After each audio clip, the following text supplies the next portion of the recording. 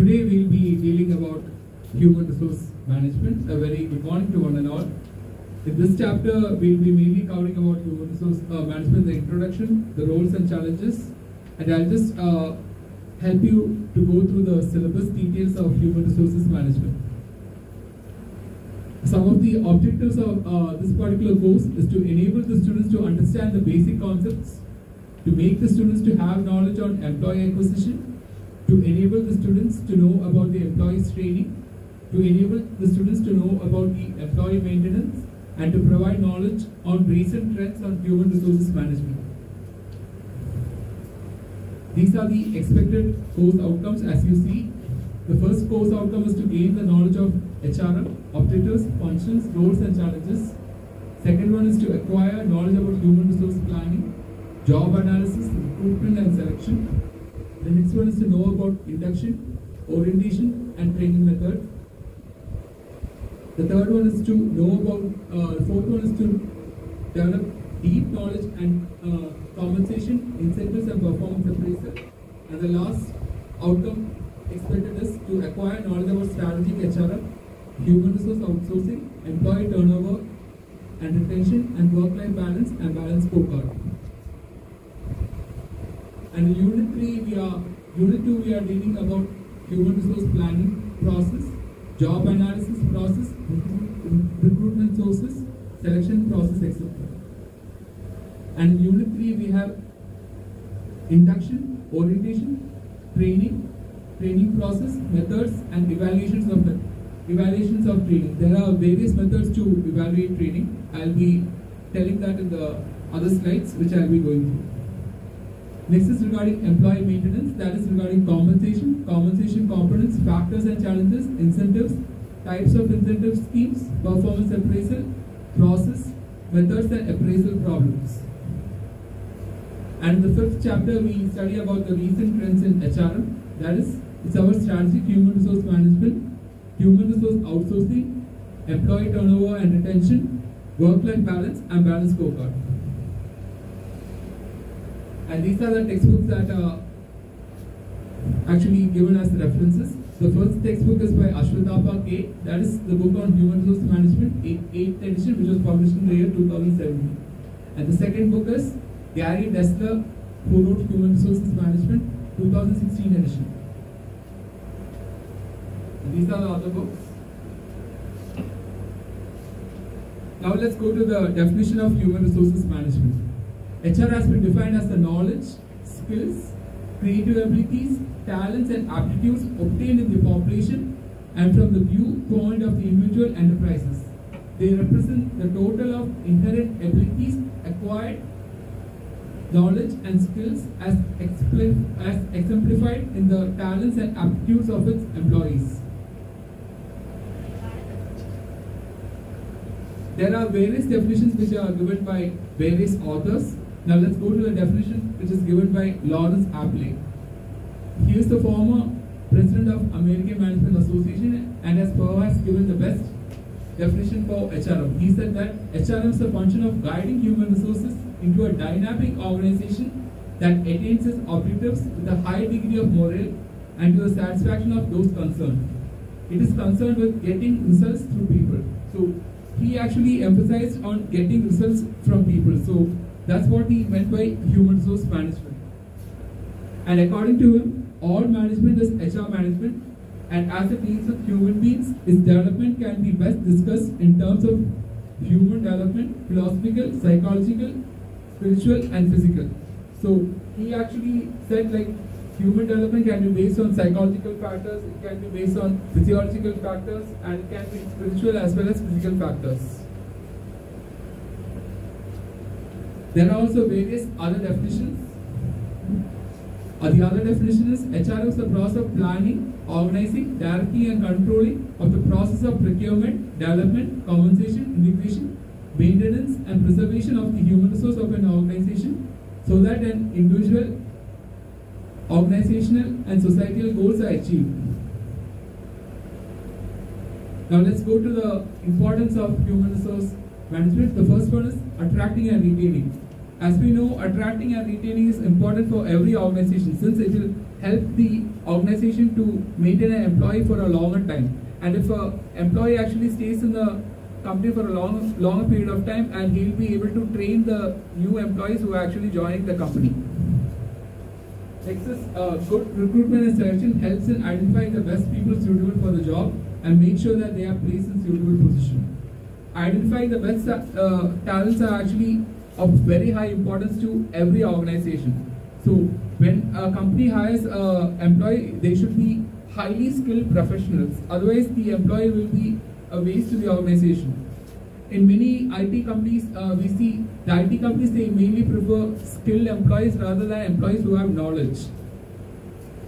Next is regarding performance appraisal and training and development of individuals.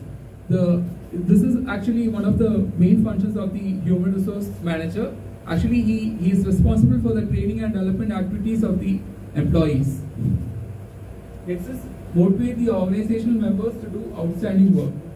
Actually, the human resource manager should actually motivate the employees so that they will be able to perform the job to the best of their abilities. Now let's go through the history and development of HR. Although organizations and human relationships have existed since the dawn of civilization, the so-called modern organization and the art and science of dealing with people in complex bureaucracies is relatively new. In early days, people worked alone or in small groups, and their work relationships were easily handled.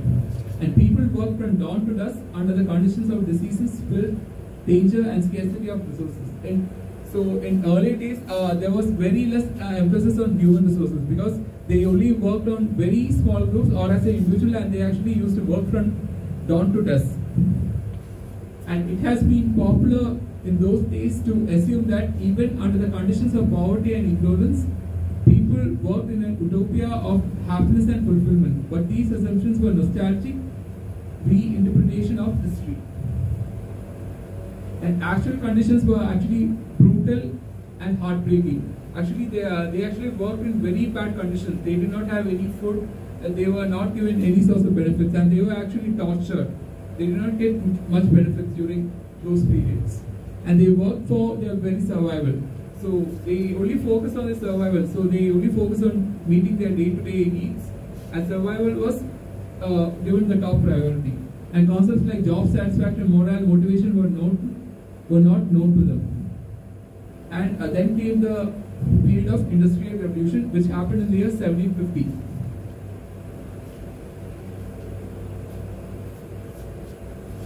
When the manual labor was substituted by machines, it created surplus of goods and knowledge. This resulted in increased wages, shorter working hours, and more job satisfaction. And inventions in science and technology led to the emergence of factory system, which necessitated the need for managing people and work more scientifically. During this time, many theories actually came up. And the first theory was actually brought out by Robert Owen. In this new industrial environment, the Robert Owen, a young factory owner, was the first to emphasize the human needs of employees. Robert Owen in the year 1800 actually gave more importance to human needs. So he was the first one to emphasize on these factors. Then in the year 1825, a book was released by Owen in the View of Society or published. And in the year 1835, Andrew Urey published his book, The Philosophy of Manufacturers, in which he wrote about human factors at work. This was the first book which actually focused on human factors at work. It was released in the year 1835. And in the year 1850, Charles Babbage actually supported Adam Smith's concept of division of labor. Adam Smith actually came up with this concept in the year 1776. In enhancing the employee's productivity as it reduces workers' training time, eliminates raw material wastage, and prevents workers moving from task to task. And Babbage, a mathematical genius and a Cambridge professor, also stressed the importance of profit sharing in this book on the economy of machinery and manufacturers. His ideas have been perfected by Taylor Taylor, his full name was F.W. Taylor. He also came up with a lot of concepts regarding human resource management. And the need for systematic study of the personal human resource management was not realized in the beginning of 20th century. In fact, the study of management is a product of the 20th century, and the origin of management as a discipline was the contribution of Taylor and his associates during the scientific management movement that developed around 1900. Actually, F.W. Taylor, he came up with principles of scientific management, which was actually established in the year 1900. And around this time, firms like Orlando Fuel and Iron created the position of welfare secretary. And his job was to assist the workers by suggesting improvements in the working conditions. He also looked after the employees' housing facilities, medical care, etc. This welfare secretary is a forerunner of today's HR managers. Actually, in earlier days, welfare secretary was the one who was supposed to look at the welfare of the employees. But nowadays, these functions are actually taken care by the HR manager. And in the year 1900, B.F. Goderich and Company developed the first employment department. This was the first company which actually came up with the employee department. And this department mainly looked only into the hiring functions of the employee. And in the year 1902, the National Cash Register Company was established, and the first comprehensive labor department was established. This department was responsible for wage administration, grievance handling, employment and working conditions, health condition of the employees, and personal records keeping, and worker improvement, etc.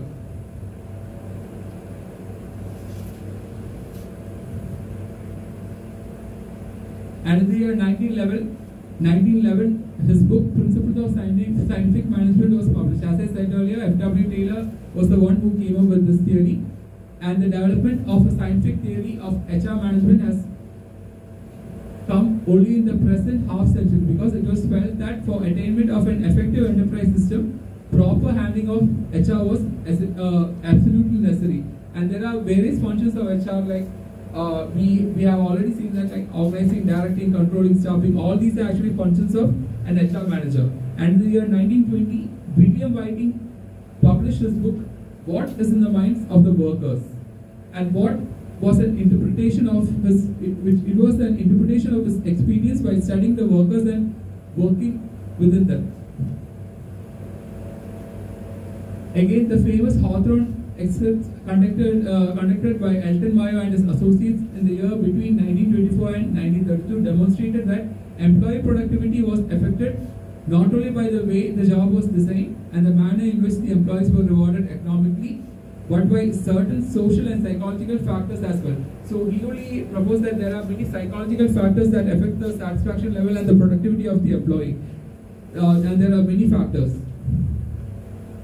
And the human relation movement to the widespread of application of the behavioral science techniques in the industry for the first time, which included supervisory training programs, emphasizing social concern and support for workers, programs to strengthen the bond between the labor and the management, and counseling, whereby employees were encouraged to discuss both work and personal problems with trained counselors. Actually, the stress was more given to employee welfare. So the people who were trained for counseling were actually brought in, and they were told to counsel the employees.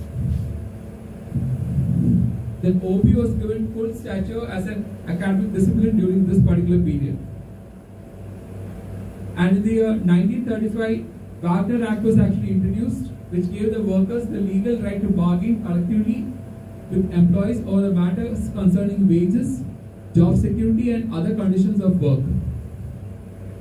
However, during the early 60s, the pet milk theory advocating that happy workers are productive workers of human relations had been largely rejected, recognizing that workers are unique in their own way by having individual needs. And it was also recognized that each employee is unique and highly complex individual with different wants, desires, and values. So every employee, they were found to have unique needs and unique wants and desires, etc. And what motivates one employee may not motivate the other. And being happy or feeling good may have little or no impact on the productivity of certain employees. slowly but steadily, the trend towards treating employees as resource emerged. Actually, now they started seeing employees like as a asset to the organizations with the emergence of OB and HR policies, etc. So the employees were started to be seen as a resource or a kind of asset which provides productivity to the organization. And the organizations have adopted the human resource approach, which treats the organizational goals and employee needs as being mutual and compatible, which can be pursued in unison. That is, employees' goals and needs were actually even considered as organizations' goals, and it was made sure that their goals matched with the organization's goals. The human resource approach is based on the following. That is, as I said earlier, employees were started to consider as an asset to the organization, and the policies, programs, and practices should cater to the needs of the employees and should help them in their work and also in their personal development. It is necessary to create and maintain a conducive work environment to encourage the employees to develop and harness their knowledge and skills for their good and the good of the organization. So the importance was given on skill development of the employees, and the HR policies and practices should be in alignment with the goal and balancing individual and organizational needs. That's it for today. Now let's move to the next class.